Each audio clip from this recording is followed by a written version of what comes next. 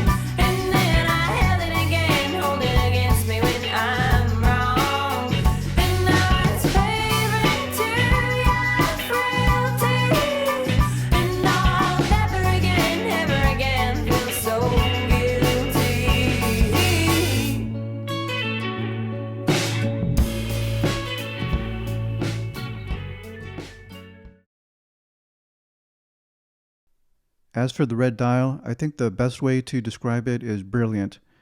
The uniqueness and boldness of the red dial, that was what sold it on me, and this was the only color of the Aqua Terra that I requested from the AD. And the process of making the red dial is different from the other colors. The other colors are PVD coated, but the red color is CVD coated. And this is chemical vapor deposition, which is a process of depositing a solid material from a gaseous phase onto another metallic surface, in this case a brass dial. As the gas passes over the heated dial, the resulting chemical reaction forms a solid phase, which is then deposited onto the dial. The dramatic sunray finish gives an extra visual interest and an extra luster to the dial. The hands and hour markers are rhodium plated, which is a little disappointing at this price point since they don't use white gold like Rolex does. And if you look closer at the date window at 6 o'clock, it's now coated in a metallic frame, whereas the initial marketing materials showed that the date window was simply cut out, and that received some criticism. So at some point in 2022 or 2023, Omega decided to change over to a framed date window, and maybe this could explain some of the delay in getting this released to the stores. There's still some criticism that the date wheel is not color matched to the dial, but that doesn't bother me. And whenever we talk about Omega, the unwritten rule is that you have to compare it to the gold standard, which is Rolex. And now with Omega's price increase, it's getting close to entry-level Rolex. The dial design has been compared to the Datejust, but I think it looks closer to the Oyster Perpetual. Since it doesn't have a Cyclops window, the date window appears to be hidden away and a little more camouflaged. So it has that cleaner look of the Oyster Perpetual, which does not have a date. It has that same numbering around the chapter ring, although the hands and the hour markers are triangular in shape and more stylized than the conservative stick dial of the Rolex. So if you want something just slightly larger than a Rolex 36mm, the Aqua Terra is a good option. The case and the bracelet are both made from 316L stainless steel, and this is also a little disappointing. I would expect at this price point that the steel would be 904L steel. The case diameter is labeled as 38mm, and with that characteristic lyre lug design, it makes the watch head look especially round. So it wears larger than a Rolex 36mm Datejust. I'll put up some comparisons, but I think 38mm is still within the sweet spot for a small wrist. As you can see, according to my measurements, the dimensions are pretty similar to the Oyster Perpetual 36mm, the previous version. The weight is also similar, but it's more concentrated on the watch head on the Aqua Terra, and on the OP it's more distributed across the bracelet. Water resistance is 150 meters, and that's plenty, and I'm fine with submerging this in water. The name Aqua Terra implies the connection between sea and land, so this watch should be fine in and around the water. But the name Terra Cotta for this version is a little strange because that emphasizes the land, and the color I would expect to be more of a orangish color or peachy color. The clear caseback gives you a good look at Omega's flagship 8800 caliber movement, which is extremely accurate and certified by Metas as a master chronometer. It has a power reserve of 55 hours and a magnetic resistance of 15,000 Gauss. You can actually look up your particular watch online, enter the details, and it will display the exact results of the certifying testing that it was put through. So my particular watch is accurate to 2.4 seconds per day, and it passed the testing for magnetic fields and water resistance.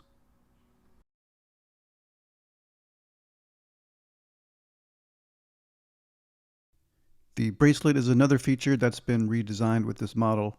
It's still a 3-link bracelet, but now the center links are more rounded instead of being flat like the previous version. So now it has a somewhat more similar appearance to the President bracelet of the Day-Date. So this 3-link bracelet comes pretty close to the appearance of a President bracelet. Of course, it's not that solid or heavy as the Day-Date, and the center link width is slightly wider than the Rolex President bracelet. And I'm happy with the tightness of this bracelet. I mentioned the Speedmaster had some sagginess right out of the box, but this bracelet was tight. The weak point of the bracelet is still the clasp. It has a butterfly clasp with no micro adjustment. I would have preferred something similar to what the Speedmaster has now. The butterfly clasp is not that easy to use. Using a Rolex clasp is just second nature and muscle memory. It just slips on with one smooth movement. But with the butterfly clasp, it takes some extra time and it takes some extra steps in fastening the clasp. And a poor clasp experience makes for a poor watch experience because you have to interact with the clasp twice a day, putting it on and then taking it off. Getting down to the bottom line, you have to take into consideration the price of this watch. When it was first announced, it was starting at $5,700. And now, over a year later, the retail price has gone up to $6,300. And I think that's just too much to ask for this watch. It has a superb movement with impressive specifications, a good size on the 38mm, a versatile case design, and those amazing, brilliant dial colors. But it has a not so great clasp, no white gold markers, and no 904L steel. I'm surprised so many people guessed that I would be getting the green dial. I guess that might be the most popular, but the first person to guess correctly was Casey Timeshare, so shout out to his channel and the review he did on some of the other colors. I haven't seen any of the other colors in person, but just looking at the photos, I think the red dial looks the best to me, just in my opinion. The gray dial looks a little bit too plain, but I think the other colors would look really nice too. After the red, I think the boldest color next would be the yellow dial. So overall, I think this was a solid release. Now it's at the point that Omega has so many versions of the Aqua Terra, I think it's time for them to trim down the collection. Maybe if they make less of the other versions, they'll have more time to make these new color dials. But the biggest question is, what took so long to get these watches released? Let me know in the comments if there's something I'm missing that would explain it all.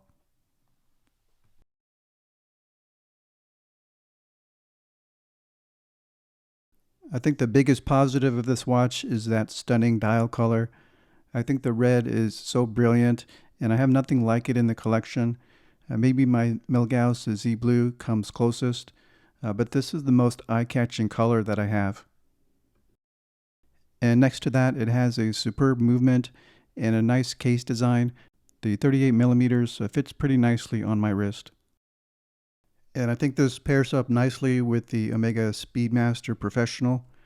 Both have a similar design language regarding the case, and the Aqua Terra seems more compact and a more manageable size on my wrist. So even though this new bracelet does look really nice, and I think it's a big improvement over that previous 3-link flat center link bracelet, another thing to be aware of is that the links are extremely hard to take out or put back in. The pins are not just actually screw-in pins. There's actually a rod, and then there's a screw that goes on as a cap, and that screw is a very, very small, and it's a very difficult to put back on once you take it off. It's so tiny, you have to get the alignment just right to screw it back in, and you need to have very good eyesight and steady hands to do it on your own. It took me over a half an hour just to remove an extra link. And most of that time was just trying to get those tiny screws back on.